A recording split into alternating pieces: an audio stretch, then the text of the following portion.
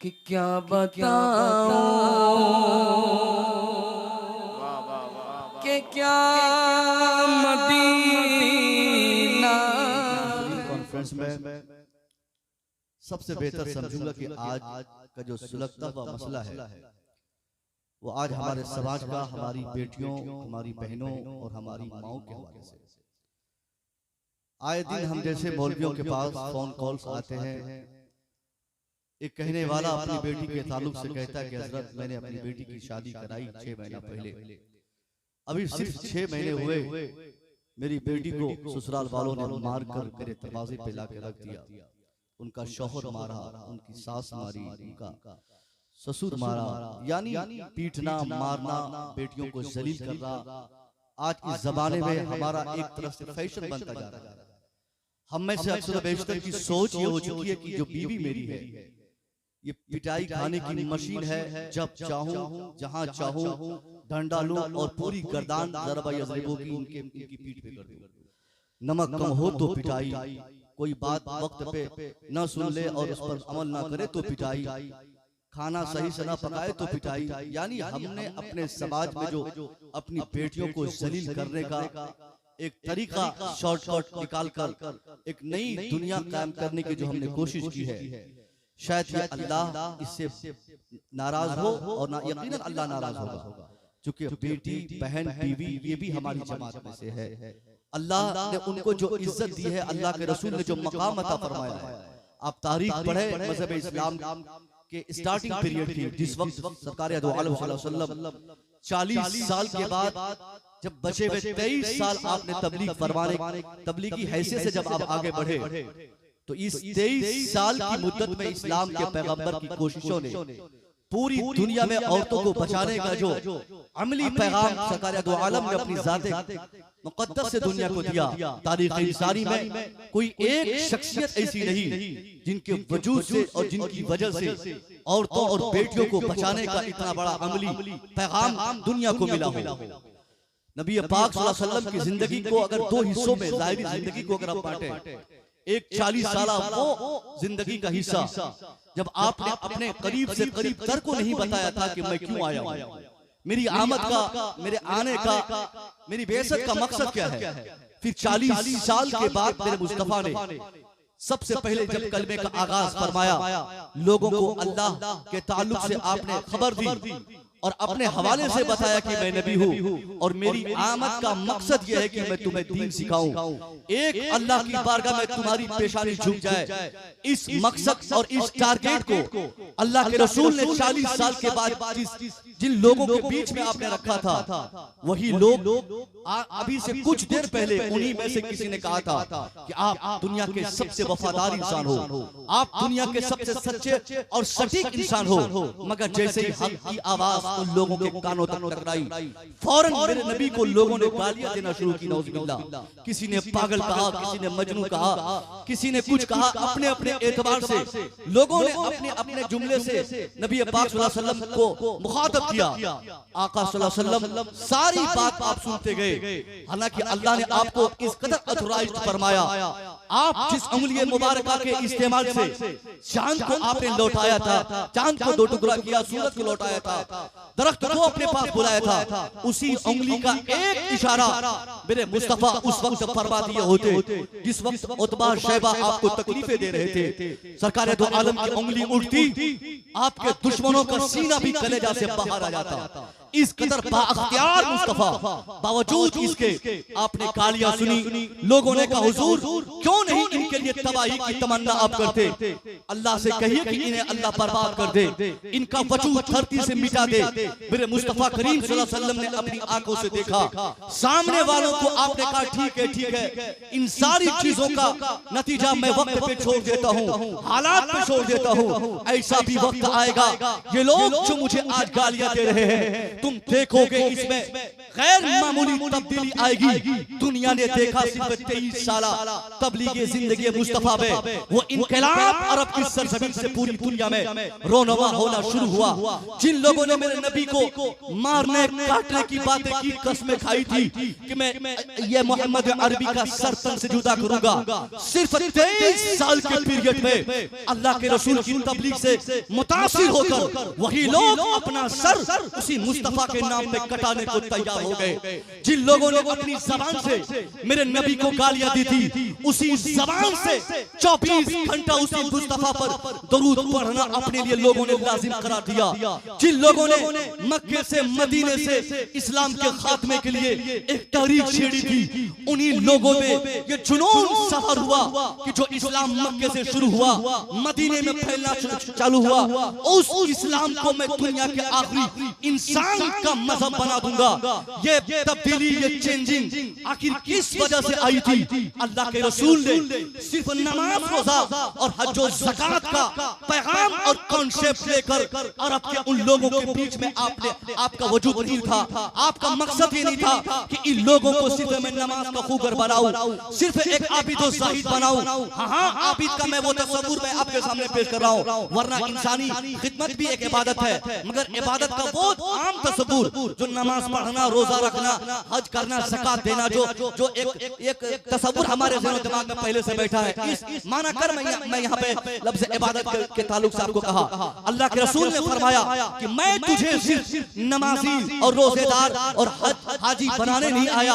आपने अपने किरदार से, आपने अपनी जिंदगी से, आपने अपनी जिंदगी के एक एक हिस्से से जिस तरीके से एक आला इंसान की मिसाल पेश की, आज तक तारीख इंसानियत में कोई एक शख्सियत तो हो ऐसी जिसमें इंसानियत की इतनी क्वालिटीज पाई जाए। मुस्तफा करीम जिस जमाने में आपने इस्लाम के ताल्लुक से कहा था इस्लाम एक मजहब है, आपने कहा अल्लाह एक है, आपने कहा था मैं अल्लाह का रसूल हूँ, आपने कहा नमाज पढ़, आपने कहा रोजा रख, उसी जमाने में इंसानियत के बचाने के लिए अल्लाह के रसूल ने जिस मुहिम का आगाज फरमाया था, कोई आज तक इस जमाने में बड़ी बड़ी बात करने वाला नेता हमारे मुल्क का जो इस वक्त का मामूल है साहब, कोई भी नेता वोट चाहिए तो बेटियां पढ़ाओ बेटियां बचाओ, सपोर्ट चाहिए बेटियां पढ़ाओ बेटियां बचाओ, यानी मौका कोई भी हो मगर बेटियों की बात आदमी कर ही देता है। मंच से बेटियों को बचाने की बात, मंच से सफाई की बात, एक कदम स्वच्छता की ओर, एक कदम पढ़ाई की ओर, यानी ये ऐसे जुमले, इनकलाबी जुमले आजकल के ये फर्जी लीडर्स अपनी जबान से इस्तेमाल करके आप लोगों और हम लोगों को अपना करीब करने की कोशिश करते हैं। मैं कहना चाहूंगा आज के इस मॉडर्न जमाने में दुनिया का कोई नेता अगर बेटियों को बचाने की बातें करता है, औरतों से मोहब्बत की बातें करता है, उनकी जिंदगी आप चेक करें, उनका किरदार आप देखें कि उनकी जिंदगी में बेटियां कितनी बची है। हमारे हिंदुस्तान का जो सबसे बड़ा सुपीरियर नेता जिसे हम पीएम मोदी कहते हैं, उन्होंने 5-7 साल पहले औरतों को बचाने के ताल्लुक से ऐसा ढोल पीटा, जहां देखो बेटियां बचनी चाहिए, बेटियां पढ़नी चाहिए। हम 2 कदम आगे बढ़ के हमने जब चेक किया, मोदी जी के लाइव को खंगाला, पता चला दूर दूर तक हमारे देश के इस मोहतरम प्रधानमंत्री की जिंदगी में बेटियों के ताल्लुक से कोई किरदार नहीं है। न इनके पास बेटी है, न इनके पास माँ है। माँ तो बेचारी उस वक्त थी, आज तो अभी तो चली गई, जहाँ जाना था उनको जगह मिल गई, मगर माँ की इज्जत के हवाले से, बीवियों की मोहब्बत के हवाले से, बेटियों की इज्जत के हवाले से मोदी ने जो माहौल बनाया था, खुद उनकी जिंदगी में आप चेक करें, कहां तक बेटियां बची, कहां तक माएं बची, कहां तक बीवियां बची। बीवी को छोड़ के भागने वाला भी बीवी से मोहब्बत की बातें सिखा रहा है। जिसके आंगन में एक भी बेटी दूर दूर तक दिखाई न देती हो, वो आदमी भी बेटी को पढ़ाने और बचाने की बातें करता है। 80 और 90 साल की बूढ़ी माँ को तनहा छोड़कर दिल्ली में तख्ते पर बैठकर हुकूमत करने की ख्वाहिश से 24 घंटा लोगों को बरगलाने वाला इंसान भी आज माओ की इज्जत की बातें करता है। हाँ, ये जुमले अच्छे हैं, बेटियां भी बचनी चाहिए, चाहिए, माएँ भी बचनी चाहिए, बहनों के हुकूक उन्हें मिलने चाहिए। मगर ये ज़हन दुनिया को किसने दिया, ये माहौल दुनिया में किसने क्रिएट किया? हमने दुनिया की तारीख पढ़ी है साहब। बेटियों की पैदाइश के बाद 40 दिन तक इसी दुनिया में यह माहौल था कि एक बाप 40 दिन तक अपनी बेटी की पैदाइश के बाद अपने घर को नहीं छोड़ता। उनका ये एहसास होता कि अगर मैं बाहर जाऊंगा लोग मुझे देख के बोलेंगे किसी बेटी का बाप है, मानो इसको ये बहुत मनहूस है, इसके घर बेटी आई, इसके कोख से बेटी जन्म ली है, इसलिए अपनी जिल्लत की चीज एक बेटी को समझने वाली ये दुनिया और दुनिया के लोग आखिर बेटियों की इज्जत की बातें कर रहे हैं। कौन इन्हें बेटियों का आदाब सिखाया है, कौन इन्हें बेटियों से मोहब्बत की बातें बताया है? हमने पढ़ा है माहवारी वाली औरतों के रहने का इंतजाम दुनिया में लोगों ने आज से 1500 साल पहले ऐसी जगह किया जहां पर लोग जानवर पाला करते थे। अस्तबल में बेटियां रहती, अस्तबल में बीवियां रहती, अस्तबल में माएं रहती। उस वक्त तक जब तक माहवारी पोजीशन में वो मुलव्वस रहती, यानी मैं कहना चाहूंगा वो औरतें जिन्हें अस्तबल में रहने को लोग मजबूर करते, वो खवातीन जिन्हें समाज में कोई इज्जत नहीं थी, मगर आज जहां देखो बेटियां पढ़ाओ बेटियां बचाओ, बस के पीछे बेटियां पढ़ाओ बेटियां बचाओ, बस के आगे बेटियां पढ़ाओ बेटियां बचाओ, टिकट में देखिए बेटियां पढ़ाओ बेटियां बचाओ, चाहे एयरलाइन का टिकट हो या वो ट्रेन का टिकट हो या वो बस का टिकट हो। ऐसा माहौल दुनिया में, ये खूबसूरत माहौल किसने क्रिएट किया? कोई बोलेगा मोदी न होता तो शायद बेटियां न बचती, कोई बोलेगा डोनाल्ड ट्रंप न होता तो शायद बेटियों को बचाने की बातें इस कदर आम न होती। मगर ईमानदारी के साथ एक ईमान वाले से जब आप पूछेंगे कि बेटियों को बचाने का इतना बड़ा मुहिम और इतनी बड़ी तहरीक दुनिया में सबसे पहले किसने आगाज किया था, साफ लफ्जों में तारीख दुनिया हमें बताएगी कि नादान क्यों इधर उधर उल्टी पुल्टी तारीख पढ़ता है। आओ चल इस्लाम के पैगंबर की बारगाह में, जिस पैगंबर से दुनिया को नमाज का पैगाम मिला, जिस पैगंबर ने दुनिया को रोजे का कॉन्सेप्ट दिया, जिस नबी ने दुनिया में हज और ज़कात की फिक्र लोगों के दिमाग पे बिठाया था, उसी मुस्तफा की बारगाह में जब हम पहुंचते हैं मालूम होता है उस मुस्तफा करीम ने अपनी बची हुई 23 साल जिंदगी में सिर्फ आपने नमाज की बातें नहीं फरमाई, आप आगे बढ़ते गए, बेटियों को बचाने की बात करते गए। इतना बड़ा काम, इतनी बड़ी तहरीक दुनिया में कौन होगा करेगा, वो भी ऐसे जमाने में जिस जमाने में दूर दूर तक बेटियों की इज्जत न होती हो। उस पीरियड में मेरे मुस्तफा ने अपनी बेटी फातिमा ज़हरा की इज्जत के हवाले से दो चार जुमले जो अपने मानने वालों के सामने मेरे मुस्तफा ने रखा था। ए मेरे मानने वालों, देख रहे हो ना, ये फातिमा है, जो इनसे मोहब्बत करेगा वो मुझसे मोहब्बत करेगा, जो इनसे दुश्मनी करेगा गोया वो शख्स मेरा दुश्मन है। यानी नबी करीम ने फातिमा की मोहब्बत में अपनी मोहब्बत साबित फरमाई। फातिमा ज़हरा की दुश्मनी को अपनी दुश्मनी से आपने अपनी दुश्मनी के मुकाबले में रखा। ये ध्यान देने की कोशिश की गई कि जमाना लग गया, अब बेटियां गाड़ी नहीं जाएंगी, अब माओ को जलील न समझा जाएगा। ओकास के मेले में चंद शरीरों ने अपनी माओ को ले जाकर 900 दिरहम में बेचकर एक नई तारीख दुनिया में रकम कर दी कि माएं भी बेची जा सकती हो। ऐसे पीरियड में बेटियों से मोहब्बत की बातें करना, बीवियों से मोहब्बत की बातें करना, बीवियों का मंजिल और उसका मकाम बताना, अपने आप में ये इतना बड़ा काम और इतनी बड़ी तहकीक है। सारी दुनिया मिलकर इतने खतरनाक पोजीशन में ये काम न कर सकती जिस पोजीशन में मेरे मुस्तफा ने औरतों को बचाने का पैगाम दिया था। आपसे मेरा मुतालबा यह है, आपने जिस मुस्तफा का कलमा पढ़ा है, जिस नबी पर आपका हमारा ईमान है, उस नबी की जिंदगी आप पढ़े।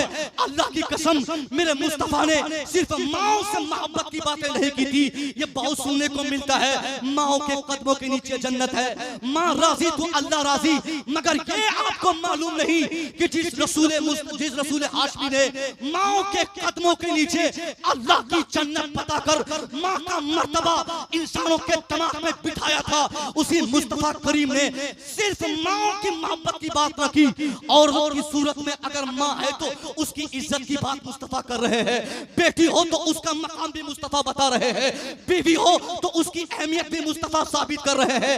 अगर आप में हम में कोई अपनी बीवी को मार खाने की मशीन समझता है, उन्हें मानना पड़ेगा मेरे मुस्तफा इससे खुश ना होंगे। होंगे, आप अपनी जन्नत माओ के कदमों के नीचे तलाश करेंगे, अच्छी बात है। मगर खुशी चाहे माँ की खुशी के हुसूल के लिए या बाप की मर्जी को लेने के लिए आप चाहे जो करें, मगर अगर आपकी बीवी आपसे नाराज है, अल्लाह की कसम मां राजी भी हो जाए और बीवी नाराज रहे, पूछिए हमारे इन मुकद्दस उलमाए कराम से, मां और बीवी दोनों का मकाम इस्लाम ने अलग अलग करके बताया। राजी हमें मां को भी करनी है, हमें खुश अपनी बीवी को भी रखना है।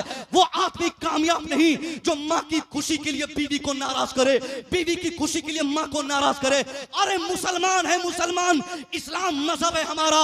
इस्लाम का मुतालबा यह है कि हमसे, हमारी जात से, हमारे समाज का कोई अदना सा खादिम भी हमसे नाराज न हो, तो वो इस्लाम ये जहन कैसे देगा कि बीवियों को नाराज किया जाए, बीवियों को मारा जाए, बीवियों को तकलीफ दी जाए। सुन, जिस मुस्तफा की सुन्नतों पे अमल का जज्बा हमें रहता है, नमाज में सुन्नत, रोजा में सुन्नत, जिंदगी में सुन्नत, रात में सुन्नत, दिन में सुन्नत, उसी मुस्तफा करीम की जिंदगी को जब हम पढ़ते हैं, 11 बीवियों के मालिक मुस्तफा अपनी बीवी से बेतहाशा मोहब्बत फरमाते। सैयदा आयशा आपकी बारगाह में है, पानी पी रही है। मुस्तफा ने देखा, ए आयशा पानी पी रही हो? कहा हुजूर मैं तो पानी पी रही हूं। कहा आयशा आधा पानी पीना, आधा पानी मेरे लिए छोड़ना। आयशा मुझे भी प्यास लगी है, मुझे भी पानी पीना है। उन लोगों से मैं ये पैगाम दे रहा हूं जो लोग ये बोलते हैं, वो जो ससुर की सूरत में है, बाप की सूरत में है, अपने बेटे या अपनी बहू को एक साथ बैठकर खाते हुए देखकर मुंह चिढ़ाने वाले ससुर और बाप लोग, सुनिए गौर से, बहुत तकलीफ आपको होती है। शादी के बाद अगर आपकी बहू और आपका बेटा 2-4 मिनट आपस में बात कर ले तो बुढ़िया, बुढ़वा, बुढ़ा, बुढ़ी, जो जबान अब इस्तेमाल करते हैं उसी जबान में सुनिए। बुजुर्ग और ये आपकी अहलिया कोई भी हो, वो लोग ये बोल देते हैं आज के जमाने में कि ये लड़का मेरा बिगड़ गया, ये डाइन जब से आई है मेरे बेटे को कैप्चर कर ली है, अब बेटा गया हाथ से, अब तो वापस आने वाला नहीं है। सुनिए नबी पाक ने बीवी से मोहब्बत का अमली कितना खूबसूरत पैगाम दुनिया को दिया। आपने कहा ये आयशा आधा ही पानी पीना है, मुझे प्यास लगी है।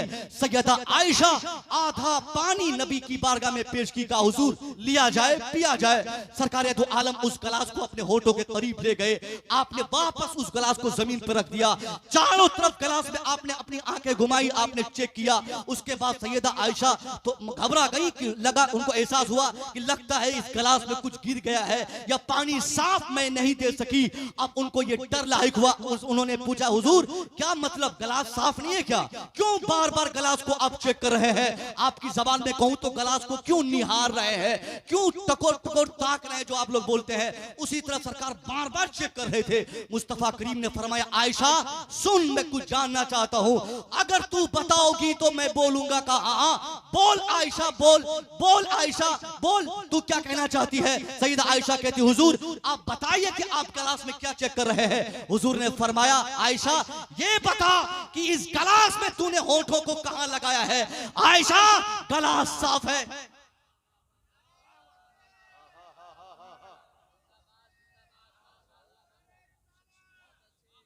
माशाअल्लाह हजरत, जिंदाबाद जिंदाबाद हजरत, नारे तकबीर। भाई नारे का जवाब दीजिए, नारे तकबीर, नारे रिसालत। सैयदुल मुरसलीन कॉन्फ्रेंस हजरत अल्लामा डॉक्टर मुसव्विर रजा साहब PhD ने फरमाया कि आयशा गिलास साफ है, आयशा घबराओ मत, मगर मैं वो जगह तलाश रहा हूं जहां तूने अपने होठों को लगाकर पानी पिया है। आयशा वो जगह मिल जाए तो मैं भी उसी जगह पर अपने होठों को लगाकर पानी पीऊंगा। ये बीवी से मोहब्बत की बात अमली पैगाम अल्लाह के नबी ने हमको दिया है। अल्लाह की कसम आज हमारा समाज जो बीवियों के हवाले से जो इस कदर डैमेज हो चुका है, हफ्ता नहीं लगता कि तलाक, मारपीट के भगा देना, क्या कैसा समाज हम बना रहे हैं। ऐसा माशरा अगर हमारा रहेगा, ये इस्लामिक माशरा नहीं साहब। इस्लामिक माशरा वो है जहाँ बीवियां भी खुश रहे, माएँ भी खुश रहे, बहनें भी खुश रहे। इस्लाम के हम मानने वाले हैं। हमारा मजहब जो कॉन्सेप्ट इंसानियत के बचाने का जो हमारे बीच रखा है, उसमें कहीं भी इस चीज की जगह नहीं है कि किसी को हम परेशान करें, किसी को सताएं।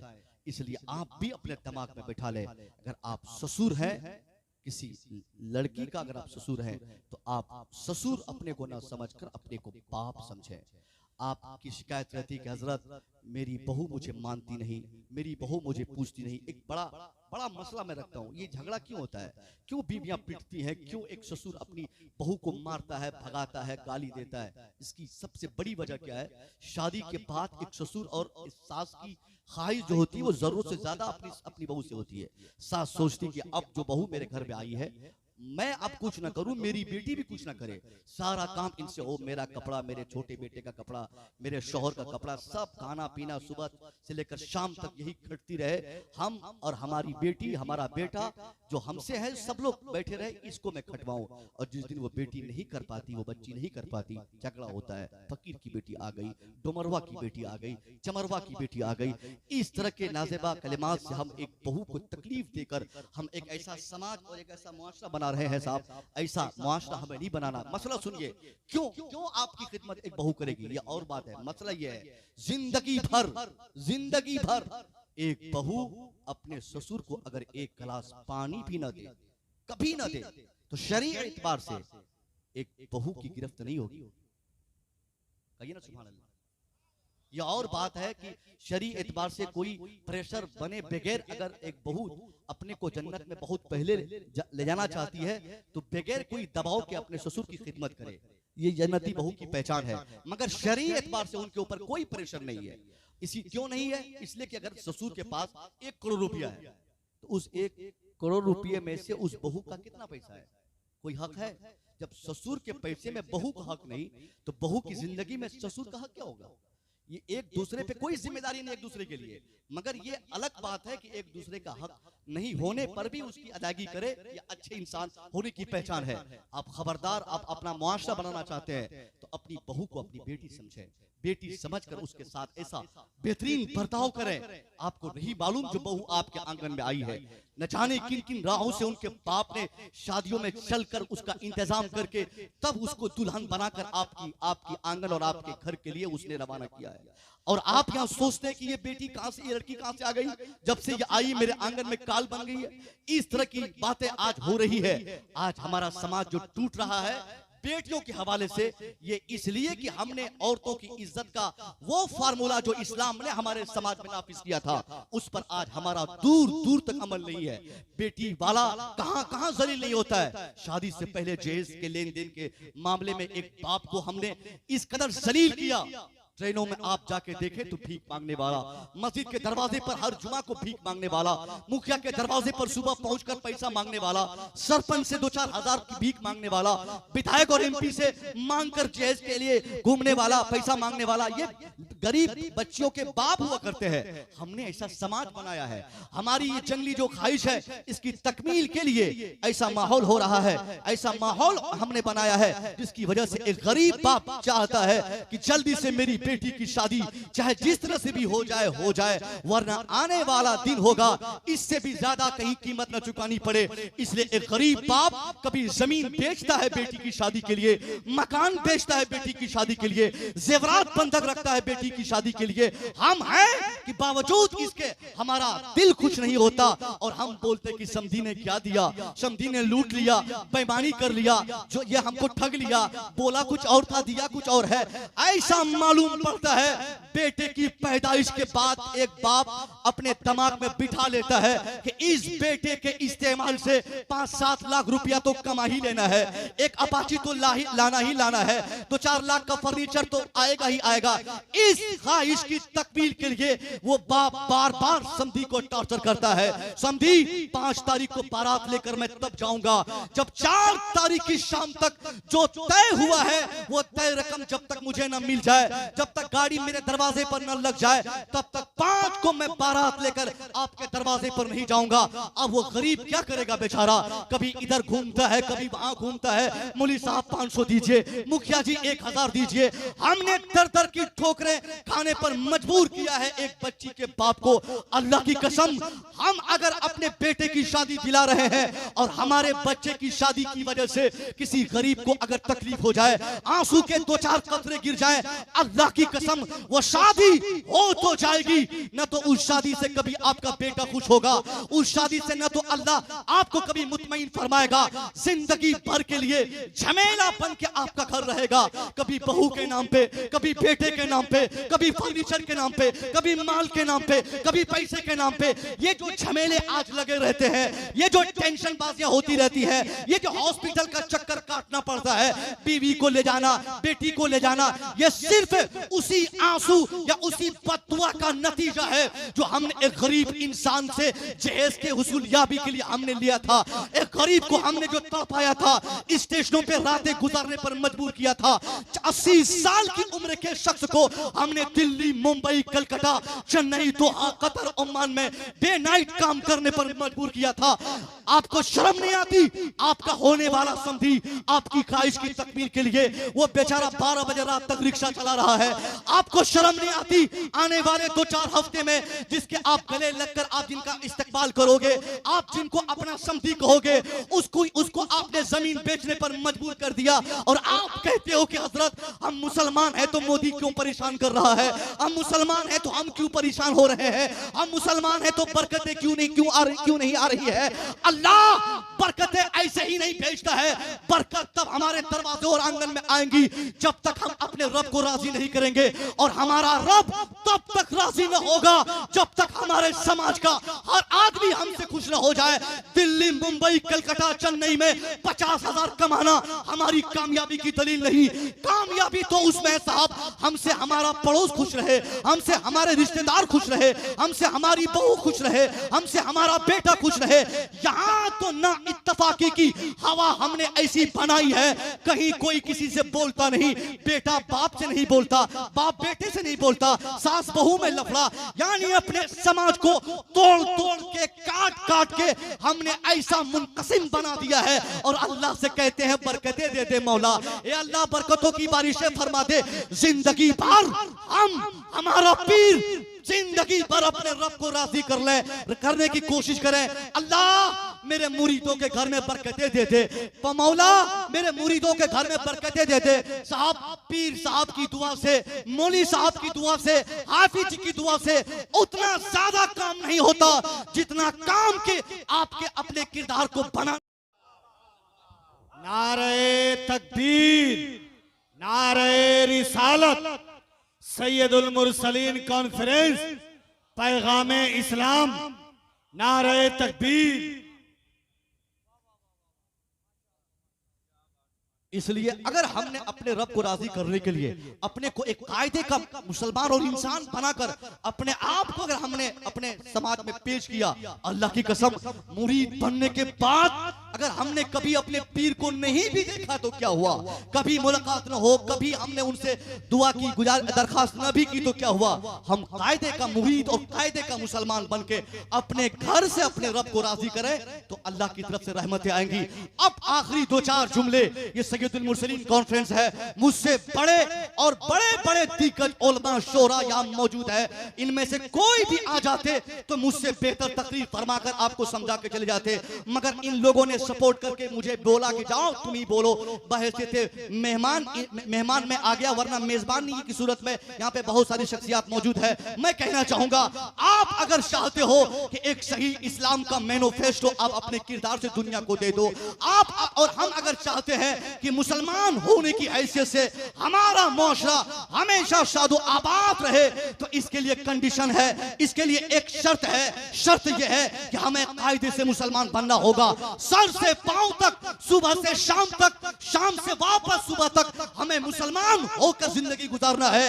इस लिहाज से हमारा बेटा हो या बेटी, हमारा समाज का कोई भी हो, शादी का वो सिस्टम हमारे समाज में हो जो सिस्टम इस्लाम बताया है। नहीं लेना है सामान, नहीं लेना है जहेज। अरे वो 2-4 लाख रुपया लेकर हम और आप कितना दिन हम मस्ती की जिंदगी गुजार सकते हैं। एक गैस फटेगा, एक बार एक्सीडेंट होगा, थोड़ी सी बीमारी बहू को हो होगी, 5 लाख एक झटके में खत्म होगा। ये 5 लाख से ज्यादा पैसा अगर आप बचाना चाहते हो, एक सही इस्लामिक सिस्टम के मुताबिक हम अपने घर में शादी को फरोग दें, ऐसी शादी का माहौल हम अपने मुआशरे में बनाए। हम एक माहौल बनाए कि बेटे की शादी होगी मुफ्त में, भतीजे की शादी होगी मुफ्त में, पोते की शादी होगी मुफ्त में। अल्लाह की कसम, जिस दिन आपने अपने बेटे की शादी मुफ्त में कराने का ज़हन बना लिया और किसी भी गरीब बच्ची का हाथ पकड़ के उनकी दीनदारी को तरजीह देते हुए उनको आपने अपने घर की दुल्हन बनाने पर अगर आप रजामंद हो गए, तो उस गरीब बच्ची की आमद की बरकत से अब आपके दरवाजे पर 1-2 गाड़ी नहीं, 5-7 गाड़ी नहीं, गरीब बच्ची की दुआ अल्लाह कबूल फरमाएगा। 50 गाड़ियों की लाइन दरवाजे पे लग जाएगी।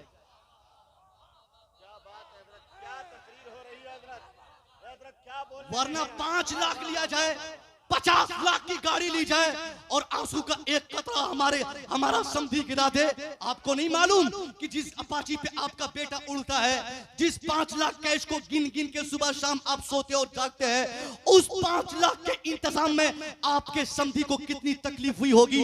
आप तो यहाँ मस्ती कर रहे हैं, मगर 1 साल के लिए आपका समधी मकरूज हो गया। 1 साल के लिए आपके रिश्तेदार ने अपने घर की सारी चीजों को बंधक रख दिया है। इसलिए सही मुसलमान होने का मतलब यह है, आप दुनिया को जहन दो, ऐलान आम कर दो, मैं शादी करूंगा मुफ्त में, मैं शादी करूंगा फ्री में। बेटा हो MBBS तब भी शादी फ्री में, बेटा हो मास्टर शादी फ्री में, बेटा हो डॉक्टर शादी फ्री में, बेटा हो इंजीनियर शादी फ्री में। जिस दिन आपने ऐसा जहन बनाया, अल्लाह की कसम, ये जो 2-4 बच्चियां हमारे माशरे की भाग भाग के गैरों के साथ शादियां रचाई हैं, जिस दिन हमने शादियों को सस्ती बनाकर और मुफ्त में शादी करने का माहौल अगर हमने बना दिया, ये आज सैयद की बेटी भागी है मोहन के साथ, बकर की बेटी भागी है राम के साथ। अब जिस दिन हमने अपने समाज में शादी के रिवाज को इस्लामिक शादी का सिस्टम बना दे, अल्लाह की कसम जमाना लग जाएगा। सैयद बकर खालिद की बेटी नहीं, अब तो राम मोहन की बेटी भी ख्वाहिश करेगी, काश मैं भी मुसलमान बन जाऊं ताकि मेरे बाप के सर से भी शादी का बोझ खत्म हो जाए।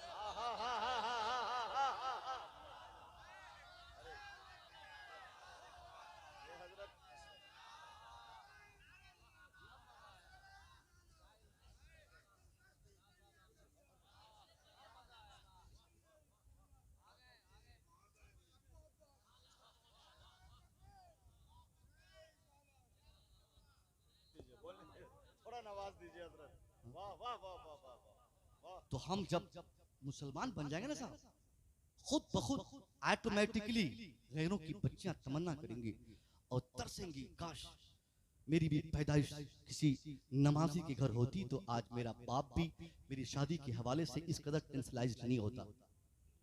आज तो गैरों से ज्यादा हमने अपने समाज को डैमेज कर रखा है। कहीं कहीं गैरों में शादियां मुफ्त में हो जाया करती हैं, मगर हम इस कदर हमने अपने समाज को डैमेज किया है कि जब तक 5 लाख मिल न जाए तो हमारी शादी नहीं होगी। ये बहुत बड़ा मसला है। इसके लिए आप इन तमाम उलमाओं के सामने आप दिल में आप ये तय कर रहे हैं कि हम अपने बेटे की शादी मुफ्त में कराएंगे। 5 लाख की कोई हैसियत नहीं है साहब, कोई कीमत नहीं 5 लाख की। हमने बड़े बड़ों को देखा है 25-25 लाख लेकर भी वो आज भिखारी की तरह है। और जिन बेचारों ने 25 लाख का इंतजाम किया था, फिर दूसरी बच्ची की शादी का 25 लाख अल्लाह ने उनके घर में भेज दिया है, मगर वो भिखारी आज भी भिखारी है जो पहले 25 लाख का मुतालबा किया था। मेरा एक दोस्त इस वक्त मुंबई में पढ़ाता है। आज से 6 महीना पहले 6 या 1 साल पहले उन्होंने फोन किया और बहुत रोक उन्होंने कहा, बोले साहब आप खतीब आदमी हो, कहीं कहीं आप तकरीर कर लेते हो, क्यों नहीं इन सब चीजों को आप तकरीरों में रखते हो। मैं बहुत जलसों में इस टॉपिक को रखा और लोगों को रिझाने की मैंने कोशिश की। उन्होंने कहा हजरत लॉकडाउन से पहले 10 साल में लखनऊ में पढ़ाया, 4 बेटियों का बाप 10 साल लखनऊ में पढ़ाकर सिर्फ अब तक मैंने 1 बेटी की शादी करा पाई है, शेष 3 बच्चियां मेरे पास है। आप बताइए कि इस तरह जो लेन देन, इस तरह जो कारोबारी लोग घूमते रहेंगे, कब तक मैं कमाता रहूंगा, कब तक बच्चों की शादियां होती रहेंगी। हजरत ऐसा माहौल क्यों नहीं आप लोग बनाते जलसों से, ताकि लोग मुफ्त में किसी ईमानदार की बेटी से शादी कर ले। ये माहौल अगर हम बना लें, इसका साइड बेनिफिट ये भी निकलेगा, आप दीनदारी को तरजीह दें, आप नमाज को तरजीह दें, आप इल्म को तरजीह दें। जिनकी बेटी पढ़ी होंगी उनसे शादी दिलाऊंगा, जिनकी बेटी नमाजी होगी वो दुल्हन बनेगी। इस तरह का जो आप ज़हन दुनिया में रखेंगे, कोई बच्ची हमारे समाज की चाहे जहां की भी रहने वाली हो, वो चाह कर भी बगैर दुपट्टे के वो घर से बाहर नहीं निकलेगी। वो जान जाएगी कि आज इस जमाने में शादी का जो म्यार है वो सिर्फ पर्दे की बुनियाद पर है।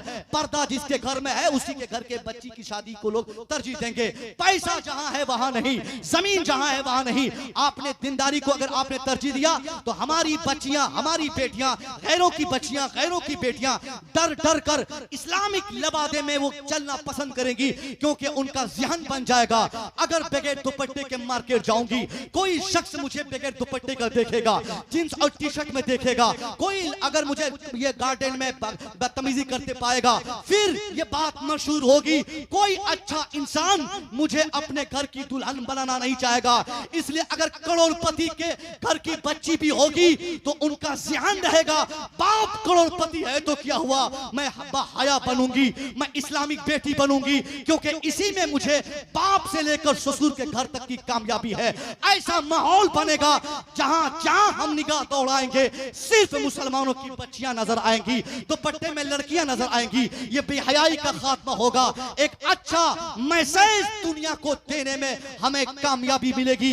ये ऐसी बात थी जिसकी जरूरत थी, मैंने रख दी। दूसरी बात साहब, इल्म की इस कदर आज जरूरत है। हमारे पीर साहब किबला ने, हमारे अहमद रजा साहब किबला ने आज से 5-7 दिन पहले मैं इसी इलाके में मैं तकरीर करने आया, तो वहां उन्होंने एक तकरीर सुनी थी, इल्म के हवाले से चंद बातें मैंने की थी। इन्होंने गुजारिश की कि हजरत उस हवाले से भी गुफ्तगू हो जाए ताकि समाज में पढ़ने का रुझान कायम रहे। बच्चों को, लड़कों को, लड़की को लोग पढ़ाए, खूब दीनदार बनाए, खूब दुनियादार भी बनाए। दुनियादार का वो कॉन्सेप्ट बिल्कुल गलत है जो हमारी तमाम उलमाए कराम मौजूद है।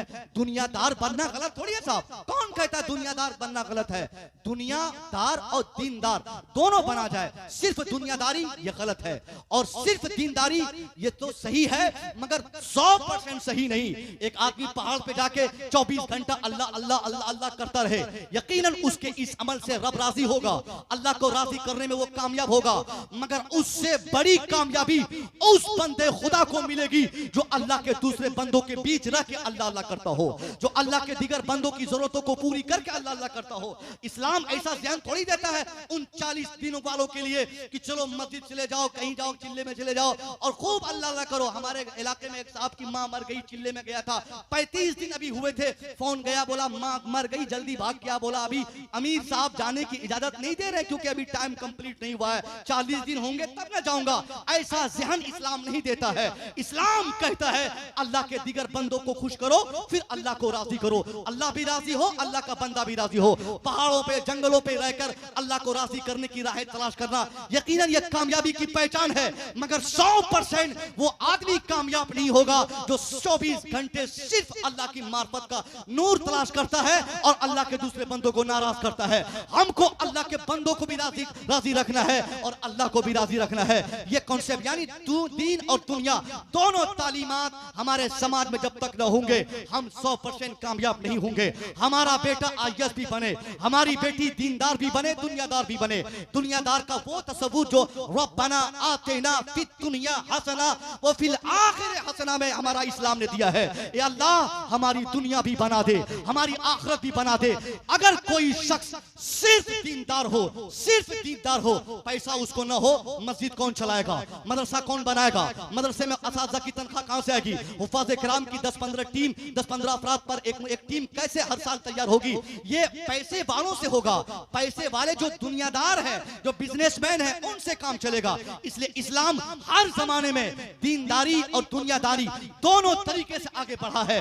मैं ये कहना चाहूंगा आप अपने बेटे को डॉक्टर बनाए, शानदार डॉक्टर बनाए, शानदार इंजीनियर बनाए। अपने माशरे में देखें, अगर आपके दुश्मनों में से किसी ने अगर कोई आईएएस बना है तो आप भी अपने बेटे को आईएएस बनाना लाजिम करार दे। अगर दुश्मन का बेटा इंजीनियर बना है, आपका बेटा क्यों नहीं इंजीनियर बनेगा? अगर कोई जज बन रहा है, आप आप भी अपने बेटे को जज बनाए। 15 साल की तारीख भारत की पढ़े, 70 साल की उमूमी तारीख हिंदुस्तान की पढ़े। इस 70 साल में कितने केसेस हमने जीते, कौन सा केस हमारे हक में हुआ? हमारी मस्जिद को लोगों ने शहीद किया, सब कुछ मानकर भी दुश्मनों को कहना पड़ा हाँ हाँ तेरी मस्जिद वहां थी मगर वहां मंदिर बनेगा। वो लोग नाराज होंगे। बेटा मेरा पहलू खान मारा गया, केस जीता कौन? जिसने मारा था। तबरेज को पोल पे बांधकर डंडे से मार मार कर उसकी हत्या लोगों ने कर दी, मगर जालिम मौत में घी लगा के घूम रहा है। यानी ये जो 15 साल में खास तौर पे और 70-75 सालों में आम तौर पर हिंदुस्तान में जो जितने केसेस हुए हमने किए, उनमें से एक दो केस बताइए जिसमें हमको कामयाबी मिली हो। आखिर ये कामयाबी क्यों नहीं मिलती? और जब मुसलमान कामयाब नहीं होता, बेटी को, बीवी को, बहन को लेकर चला गया वो शाहीन बाग में, अब बुढ़ा बुढ़ी को, बुढ़वा लोगों को लेकर पहुंच गया वो रामलीला में। 15 दिन भूख हड़ताल। ये भूख हड़ताल और बेटी बहन को दिल्ली में ले आके भरने से कुछ नहीं होगा। आपको अगर अपने दुश्मनों को सबक सिखाना है तो सबक सिखाने का ये तरीका नहीं मोदी जी हमें हमारा हक दो, मोदी जी हमें हमारा हक दो। अरे मोदी कब किसका हक रोका है साहब? मैंने अभी एक जलसे में कहा था अपनी जमात के एक हमारे दोस्त के बारे में, जिला गया बिहार का एक दोस्त हमारा शाहिद रजा मिसबाही, 2017 में यूपीएससी के एग्जाम में वो बैठा, 18 में रिजल्ट आया। शाहिद रजा मिसबाही कोई मामूली कॉलेज के प्रोजेक्ट का नाम नहीं, जामिया अशफिया मुबारकपुर से लेकर दर्जनों मदारिस में हाफिज, आलिम, कारी, मुफ्ती की डिग्री लेने वाला, चेहरे पे दाढ़ी से चेहरे को खूबसूरत करने वाला, बरकाती टोपी पहनकर 5 टाइम पाबंदी से नमाज पढ़ने वाला, आज जिसका नाम शाहिद रजा मिसबाही है। अगर आप बोलते हैं कि मोदी ने मेरा हक काट लिया, योगी हमें परेशान कर रहा है, अमित शाह हमारी तरक्की रोक रहा है, मैं आपकी जबान रोककर आपसे कहूंगा खामोश। पहले देख शाहिद रजा मिसबाही को खालिस मोदी के जमाने में, खालिस योगी के पीरियड में, खालिस अमित शाह के पीरियड में एक आईएएस बनने वाला लड़का कौन है? ये शाहिद रजा, जो मुसलमान है शाहिद, नमाजी है शाहिद, आलिम है शाहिद, आईएएस है शाहिद, दाढ़ी वाला शाहिद, टोपी वाला शाहिद। होना तो ये चाहिए था जब यूपीएससी का रिजल्ट आता, मोहन का बेटा पास, योगी का भतीजा पास, उनके बच्चे पास होते, मगर ये साबित हो गया जहां मोहन का भतीजा पास हुआ, जहां योगी का भतीजा पास हुआ, जहां राम का बेटा पास हुआ, उसी एग्जाम में 5 टाइम नमाज पढ़ने वाला, चेहरे पे दाढ़ी रखने वाला, बरकाती टोपी लगाकर आईएएस बनकर अपने चैम्बर में बैठकर कलम घुमाने वाला आईएएस शाहिद रजा का भी नाम सामने आया। ये इस बात की दलील है आप भी अपने बेटों को पढ़ाएं। दुनिया की कोई ताकत नहीं जो आपके बच्चों की तरक्की रोक सके, कोई नहीं रोक पाएगा। पहले आप बेटे को पढ़ाए तो सही, उनको डॉक्टर तो बनाए, उनको वकील तो बनाए। मैं कहना चाहूंगा क्यों हम हार गए मस्जिद का केस, क्यों बाबरी मस्जिद का केस हम हार गए, क्यों पहलू खान का केस हम हार गए, क्यों तबरेज अंसारी के केस में हमको वकला ने और जजेस ने हमको घसीटा और जिल्लत और रुसवाई का सामना हमें करना पड़ा। इसकी वजह यह है कि कौन है हमारा बेटा झारखंड में, पटना में, दिल्ली में, supreme court, high court, civil court, आखिर कौन से कोर्ट में हमारे बच्चे कलम चला रहे हैं? उनका सारा अफराद है, पूरा सिस्टम उनका है, कलम चलाने वाले से लेकर कुर्सी सीधी करने वाले तक। जिस सिस्टम में सारे अफराद एक जहन के हो, एक फिक्र के हो, उस चैम्बर से मुसलमान अगर ये उम्मीद करता है कि हमारे हक में फैसला आएगा, ऐसा नहीं होगा साहब। आपको अगर अपने हक के फैसले के लिए इंतजार है तो आगे बढ़िए, कसम खाकर इल्मी माहौल पैदा कीजिए, अपने बच्चों को वकील बनाइए, अपने बच्चे को जज बनाइए, इस कदर जज बनाइए कि जो हाई कोर्ट आज उनके कब्जे में, सुप्रीम कोर्ट उनके कब्जे में, सिविल कोर्ट उनके कब्जे में, उसकी कुर्सी उसके कब्जे में, कलम चलाने वाला वो हमारा बेटा आने वाले 2-4-5 साल के अंदर हर जगह का जज बन जाए, वकील बन जाए, क्लर्क बन जाए। नतीजा ये निकलेगा कि इमारत उनकी होगी, कुर्सी उनकी होगी, उस पर बैठकर फैसला सुनाने वाला मुसलमान का बेटा होगा। नारे तकबीर! अब तो आवाज बुलंद होनी चाहिए। नारे रिसालत! सैयदुल मुरसलीन कॉन्फ्रेंस डॉक्टर मुसव्विर रजा साहब किबला। आपके बच्चे वकील नहीं बनेंगे, फैसले का इंतजार आपको छोड़ देना चाहिए। जालिमों से आप अपने हक में फैसले का क्योंकि उम्मीद करते हैं और कहते हैं कि हजरत हमको धोखा दिया इन लोगों ने, कलम चलाने वाला वही लोग, कुर्सी सीधी करने वाले वही लोग, रोटी पकाने वाले, खिलाने वाले सब लोग वही। तो वहां से हमारे हक में निवाले कैसे आएंगे? हम अगर चाहते हैं कि रिजल्ट हमारे हक में हो तो हमारे बच्चे वहां होने चाहिए। हमारे बच्चे जब तक हर ऑफिस में नहीं होंगे, अल्लाह की कसम हमारे हक पे 100% फैसला नहीं होगा। मैं उम्मीद करूंगा कि सरकार तबीब मिल्लत और सरकार सुरकाही के फैज़ो करम से जो हम सब आज माला माल होकर यहाँ बैठे हैं, जितनी बातें अभी हमने की और हमारे मुक़द्दस उलमा फरमाएंगे, इन सारी बातों पर अगर हमने अमल किया तो आने वाला ज़माना हमारा होगा, दुनिया हमारी होगी, दीन हमारा है तो कामयाबी हमारी होगी। अस्सलाम वालेकुम।